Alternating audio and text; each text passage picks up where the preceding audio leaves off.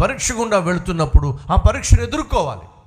ఉదాహరణకు పరీక్షలు రాబోతున్నాయి, అప్పుడు మీ పిల్లలు ఏం చేస్తారు? పరీక్ష కోసం సిద్ధం చేస్తారా? పరీక్షలు రాయకుండా గిమ్మిక్కులు చేస్తారా? ఏం చేస్తారు తల్లులు? మీరు ఏం చేస్తారు తండ్రులు? మీ పిల్లలకి పరీక్షలు అంటే ఇష్టం అంటారా? ఏ పిల్లలకి పరీక్షలు అంటే ఇష్టం చెప్పండి. సాధారణంగా పిల్లలకి పరీక్షలు అంటే ఇష్టం ఉండదు. కానీ తల్లిగా తండ్రిగా నువ్వేం చేస్తావు? ఆ పరీక్షల కోసం నీ బిడ్డలను సిద్ధపరుస్తావు. పరీక్షలు రాయాలి అని ఆశిస్తావు, పరీక్షలు పాస్ కావాలి అని ఆశిస్తావు. ఇప్పుడు మీ పిల్లవాడు పరీక్షను ఎదుర్కోకుండా, పరీక్ష రాయకుండా స్కూలుకు దూరం అయిపోతున్నాడు అనుకోండి, క్లాసుకు దూరం అయిపోతున్నాడు అనుకోండి, కాలేజీకి దూరం అయిపోతున్నాడు అనుకోండి. అడుగుతున్నాను, అతడు జీవితంలో పైకి వస్తాడంటారా? 10th క్లాస్లో పాస్ అయితే కాలేజీకి వెళ్తాం, ఇంటర్మీడియట్ పాస్ అయితే డిగ్రీకి వెళ్తాం, డిగ్రీ పాస్ అయితే పోస్ట్ గ్రాడ్యుయేషన్కి వెళ్ళొచ్చు, పీజీకి వెళ్తాం.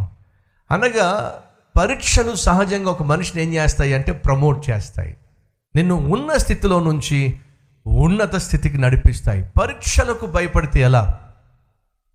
ఎవరు పరీక్షలకు భయపడతారో తెలుసా? చదువు సంధ్య లేనివాడు.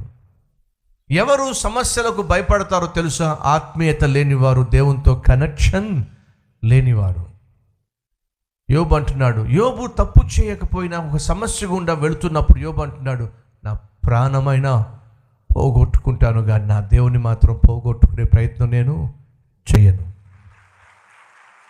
ఒకవేళ నాకు కారణం అర్థం కావటల్లా, రోగంతో అల్లాడిపోతున్నా, నా దేవుడు నన్ను చంపేసినా సరే నేను మాత్రం ఆయన విడిచిపెట్టి ఉండలేను, బతికే ప్రయత్నము చేయను. ఎందుకని? దేవుడు లేకుండా ఆరోగ్యంతో బ్రతకడం కంటే దేవుణ్ణి కలిగి అనారోగ్యంతో ముందుకు సాగటమే నాకు క్షేమము. ఇది నీతిమంతుడైన యోబు యొక్క ఆలోచన.